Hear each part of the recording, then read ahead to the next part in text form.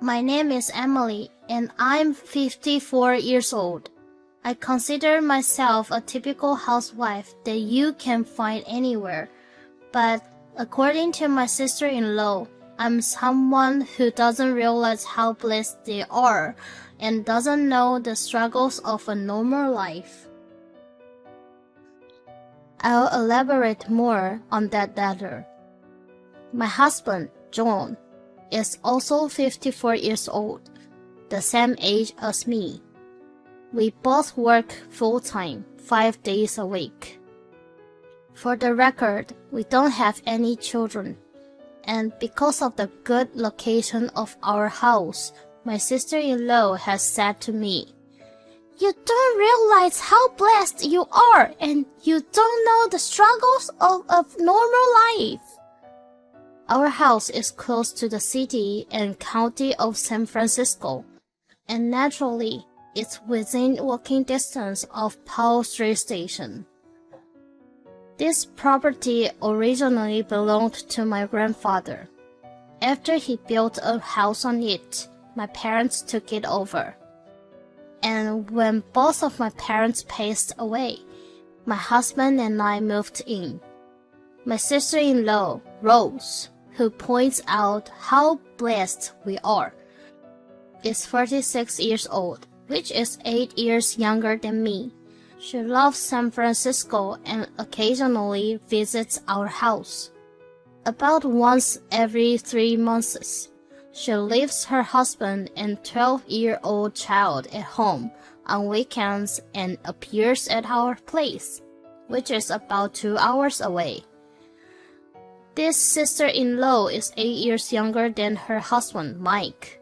She was born when Mike was in elementary school, and she was a very adorable child. He often talked about how lovely she was. Rose's parents seemed to have raised and pampered her quite well, being the youngest child. But honestly, I just can't come to like her, especially when she makes envious remarks like, "It must be nice growing up in such a privileged place without ever experiencing any hardships. I was born in the middle of the countryside where there wasn't even a place to play. But you, Emily, probably lived without facing such difficulties, right?" she often says.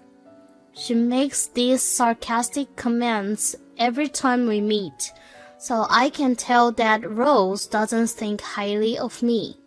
Yet, she still loves San Francisco and comes to our home. Of course, she has never once brought any gifts or souvenirs. "There's no point in bringing souvenirs from the countryside. I'd just be ridiculed," seems to be her excuse. Every time she visits empty-handed, she comments, "It's amazing that you have Chinatown so close. You must not face any difficulties. It's not inconvenient at all without a car, right? Where we live, in the countryside, a car is essential, so the transportation costs are very high."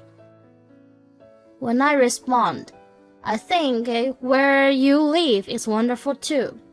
The air is clean and the neighbors are friendly," she retorts, "What's that supposed to mean? Are you mocking me? Are you trying to say that here is convenient and there are lots of shops?"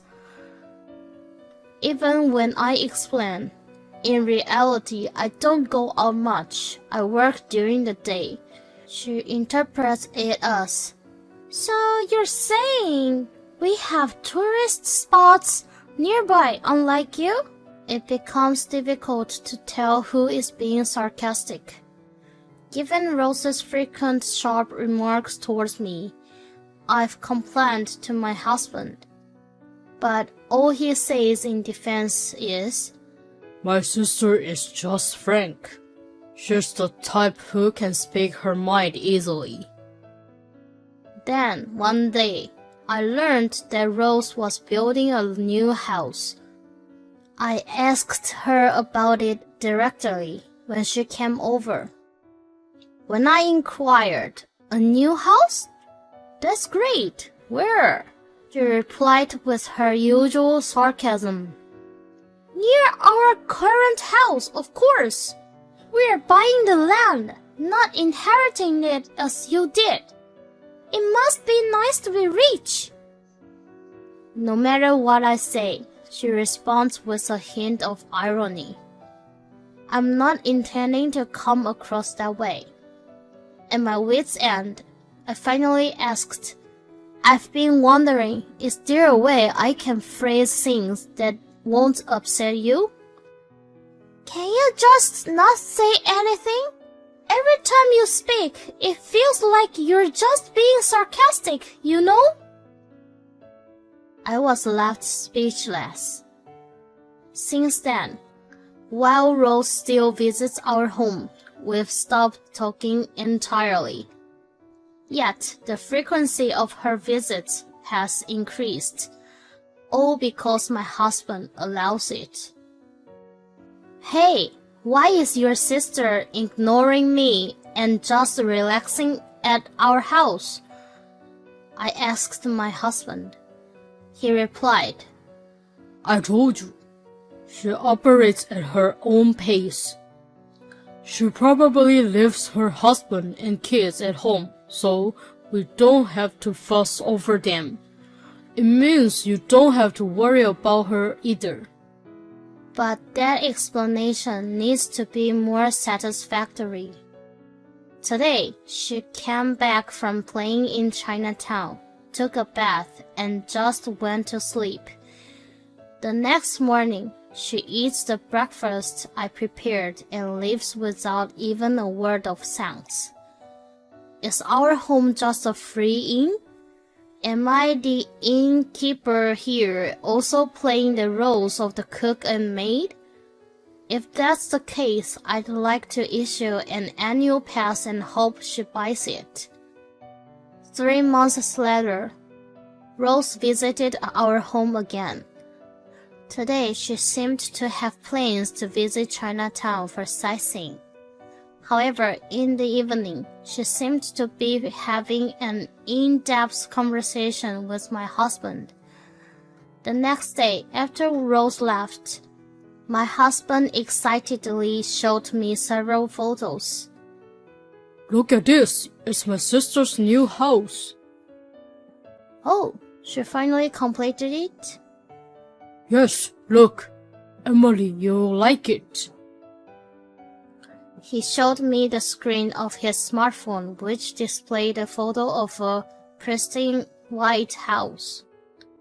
Indeed, it was a new and beautiful house. But do I need to be fond of Rose's house? "And check this out.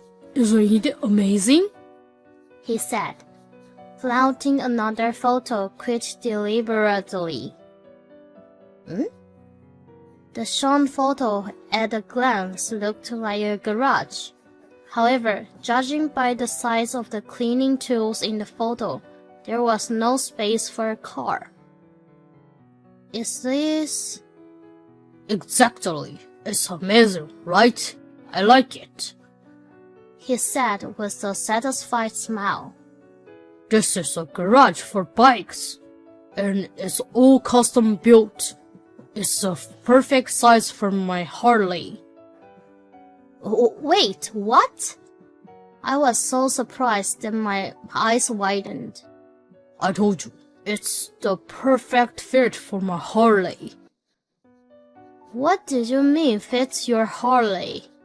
This is a photo of your sister's house, isn't it? "Here, Rose and I have been discussing it for a while. We talked about swapping houses." What? Why? I was so shocked by this sudden revelation that I dropped the tea bowl I was holding. "The thing is, Rose has always loved the location of this house, and I've mentioned how I'm not too fond of this old house, So when she decided to build a new one, she suggested, "Why don't we swap houses?" "That's why she's had a bike-specific garage built for my Harley." What? What does that even mean? So... I was so stunned that I couldn't find my words. You can't just decide that on your own. I have no intention of leaving this house. It's not that I dislike the house Rose built. I was just taken aback by the fact that such a discussion was happening without my knowledge. Whether John hadn't anticipated my reaction or not, he started to get increasingly frustrated. No, I was the one who didn't see this coming. "Why are you so hesitant? I've been discussing this with Rose for a long time." That's between the two of you, isn't it? I wasn't informed about any of this. You're asking me to just accept this when I've been left in the dark this whole time. But think about it. Isn't it all good? It even has a garage for the bike. That's not the point. What about how I feel? You like watching suspense shows, right? The new house has a TV, so you'll be fine. John has a passion for biking. He deeply loves his Harley Davidson and cherishes it more than anything. On the other hand, my hobby isn't as deep. I enjoy watching suspense dramas on TV. What about my commute time? You'll just spend a little more time on buses and trains. A little? It will increase by 2 hours. I have my Harley, so I won't have any trouble commuting. Maybe you should consider getting some exercise too. You've been gaining a bit of weight lately. This might be a good opportunity for you to go on a diet. A diet? Such audacity! He hasn't given any thought to how challenging the daily commute would become. But John's heart was entirely captivated by the idea of the new house and dedicated garage for his Harley. Furthermore, he couldn't comprehend why I was so attached to our old-fashioned house, and his mood grew increasingly sour. He probably hadn't expected me to be this resistant. Eventually, John resorted to a drastic approach. Anyway, our house now belongs to Rose. The new house comes with a garage for the bike. It's ridiculous to refuse such a condition. If you decline, our relationship is over. We're getting a divorce. He exclaimed, his voice tinged with desperation. Wait, did he just mention divorce? Is he serious or is it just a threat? Honestly, is it worth saying that? I wondered. Okay, but give me until tomorrow to think about it. I couldn't find any other words to say. That night, I spaced out in bed for over 2 hours. The newly constructed house, especially the bike garage, was built with John in mind. Because Rose's house doesn't have a bike at all, the very fact she built a house might have been a plan targeting our home from the start.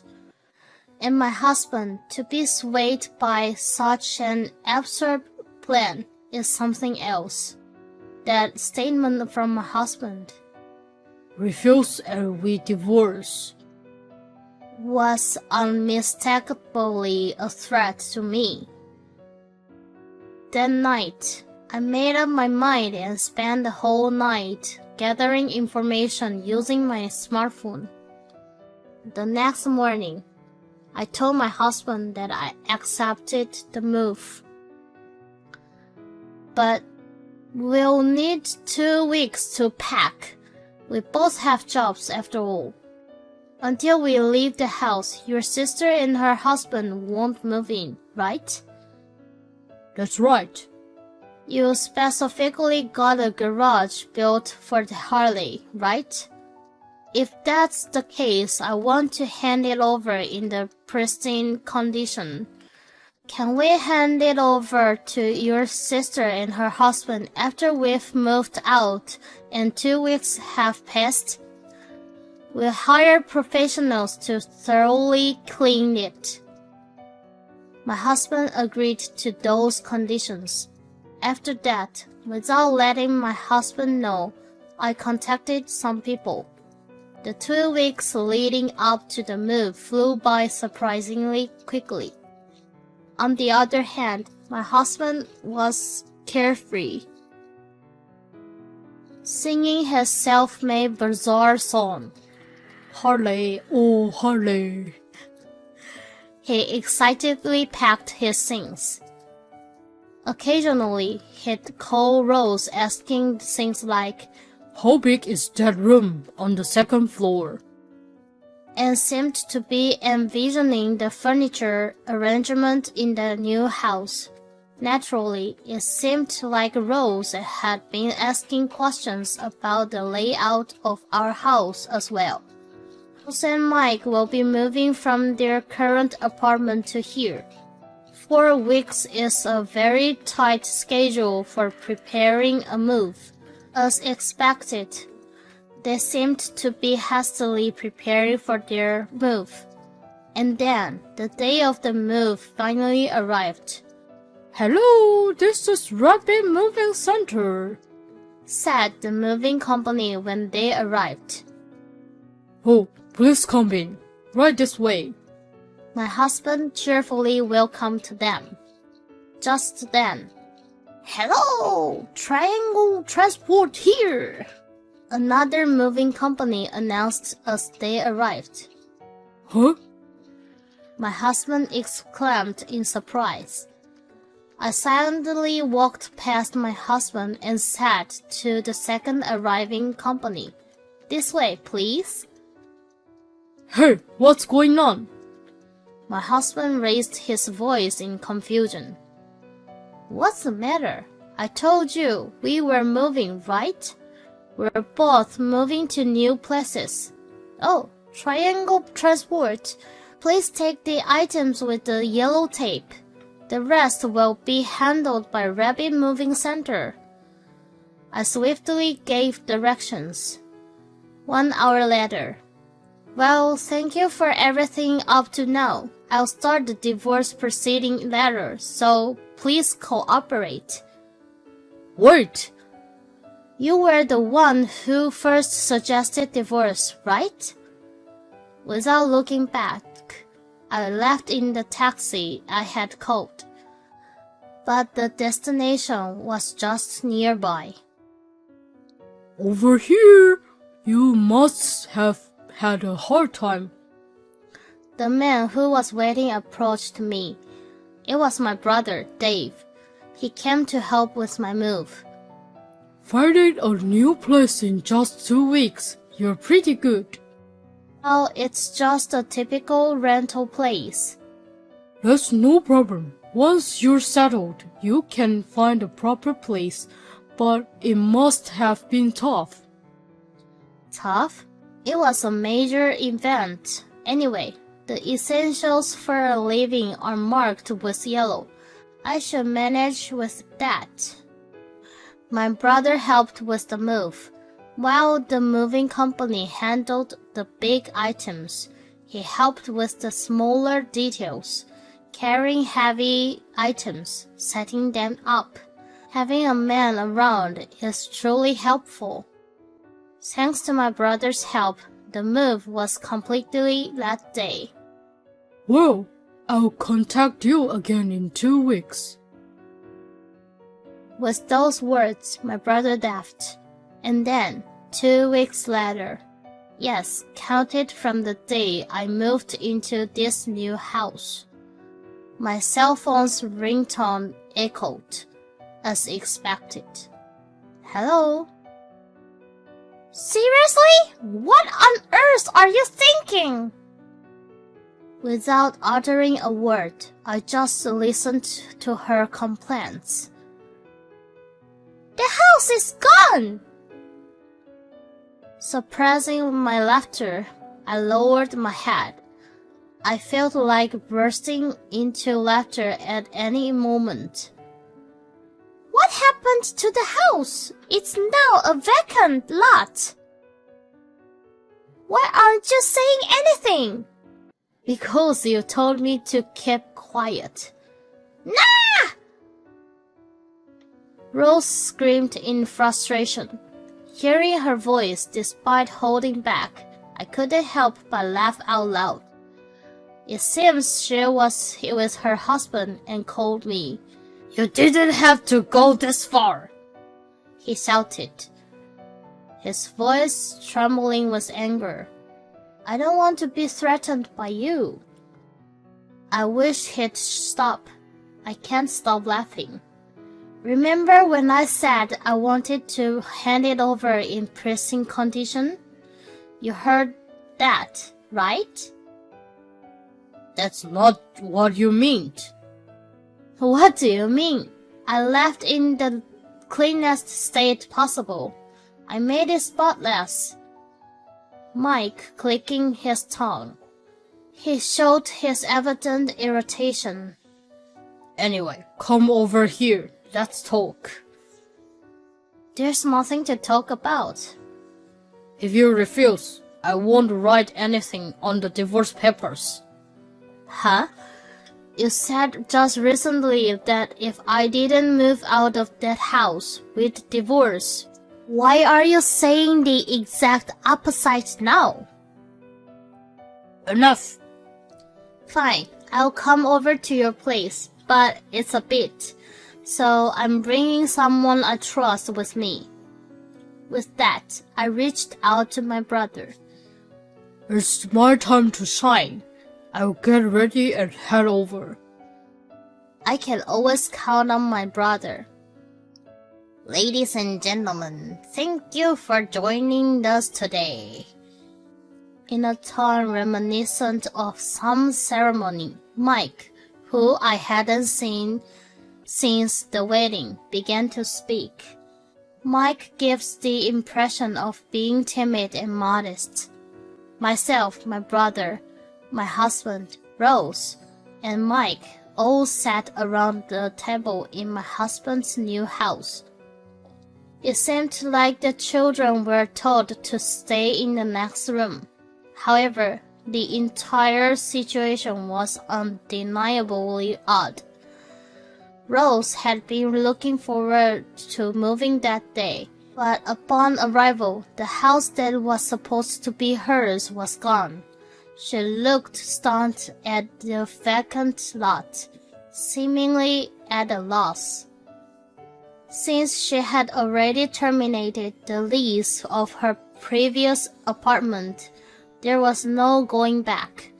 It seems she hastily moved her belongings to the apartment my husband was going to live in. As a result, there were duplicate pieces of furniture, like cupboards and tables, making the room packed. Having 2 of each piece of furniture felt eerie. It felt like a blunder during a live TV broadcast. Why did you destroy the house? If this is some sort of spite against me, isn't it excessive? This is no joke. Were you jealous of my sister's straightforward and outspoken nature? Going this far, I never thought you were this malicious. The 2 of them were making a commotion. I couldn't help but laugh. That land and house were inherited by me. It originally belonged to my grandfather, so it's only natural what I do with it as I please. What? My husband looked shocked. At that moment, my brother stepped in to clarify. In short, the land and house were inherited by my sister, so it's her personal property, not shared property between you two. That means you don't have the right to decide things like exchanging the house with Rose. What's this all about? Wait, seriously? Both Rose and my husband looked utterly surprised by this unexpected revelation. You couldn't have explained that from the start. Exactly. You should have told us. My brother and I are always in sync. They both implied that it was my fault.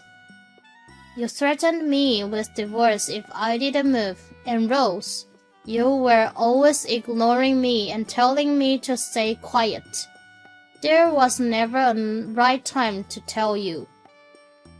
Rose, you were ignoring my sister, right? And you, John, were threatening her with divorce. It was exactly a situation where she could just speak up. My brother and I unanimously retorted.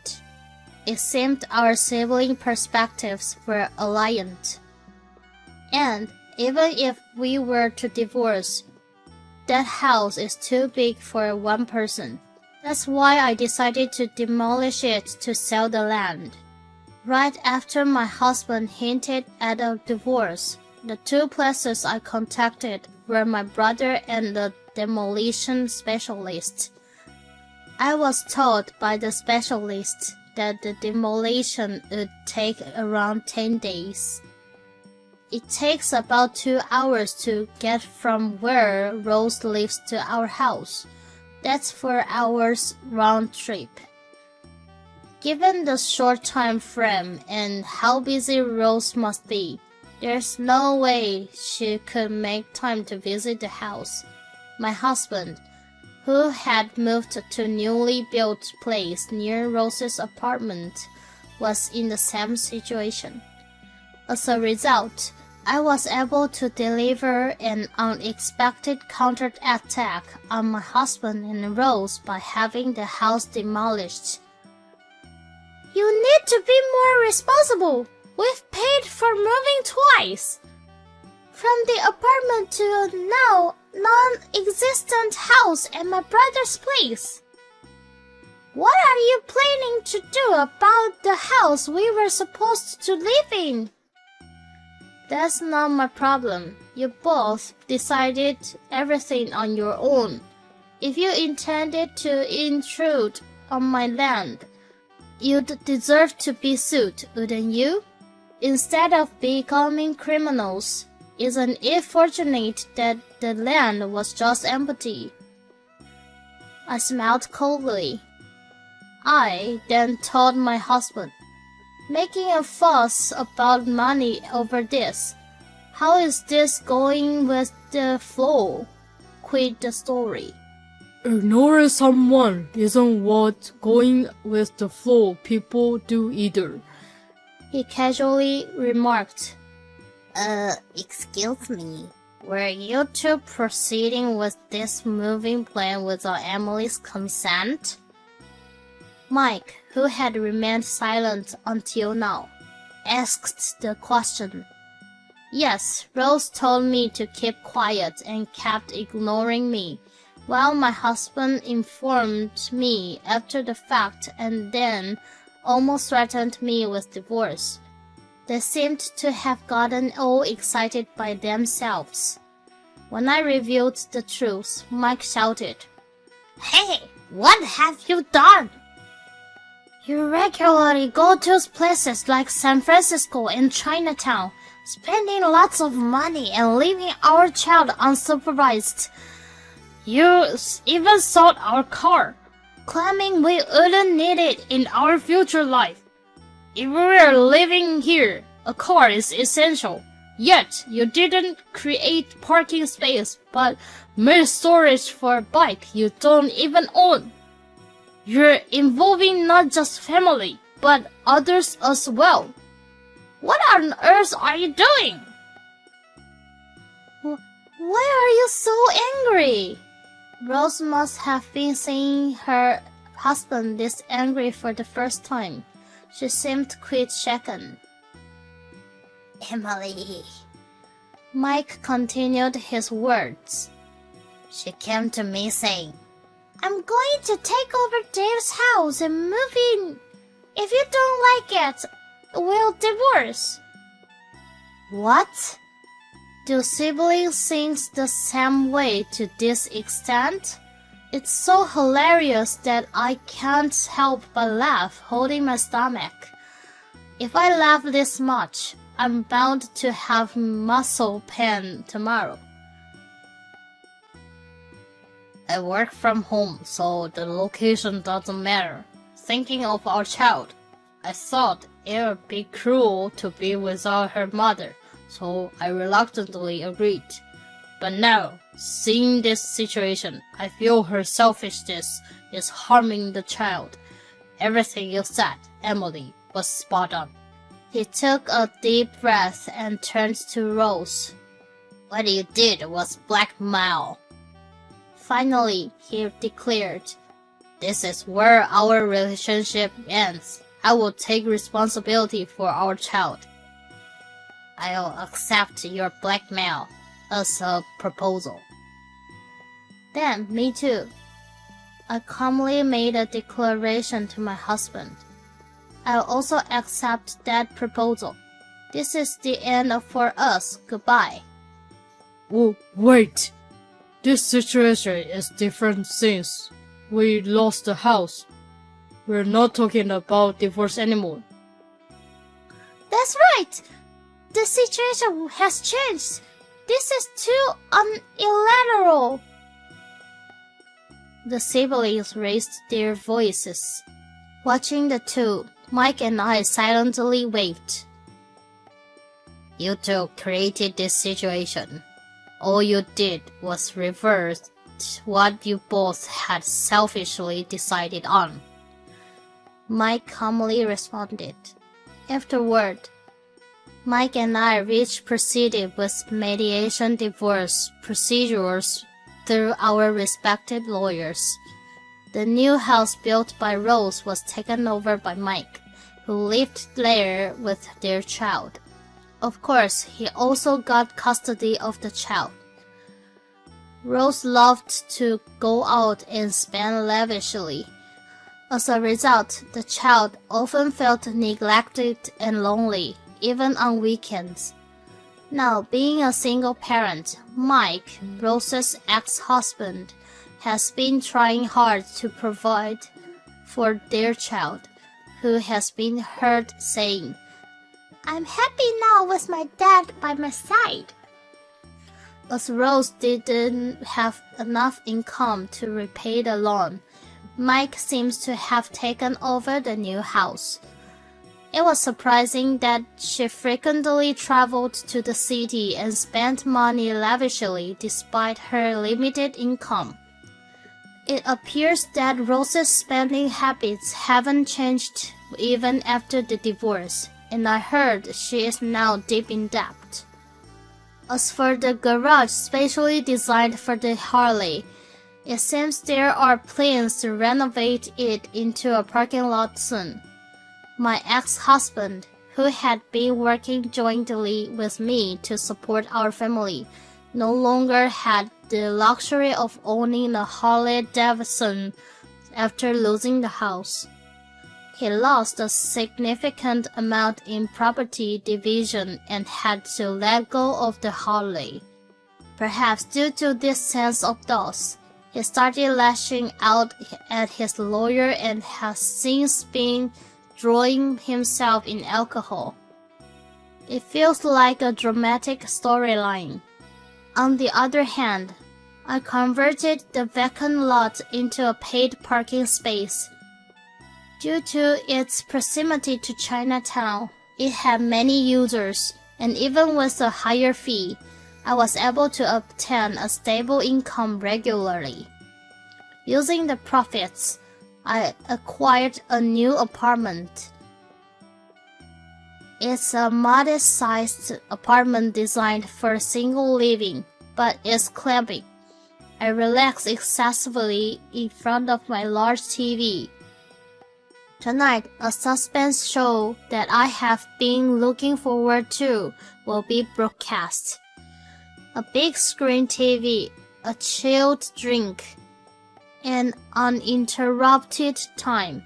Truly a blissful moment. Having already taken a bath, I'm in full relaxation mode. No makeup, casual wear, alcohol, big screen TV, and suspense.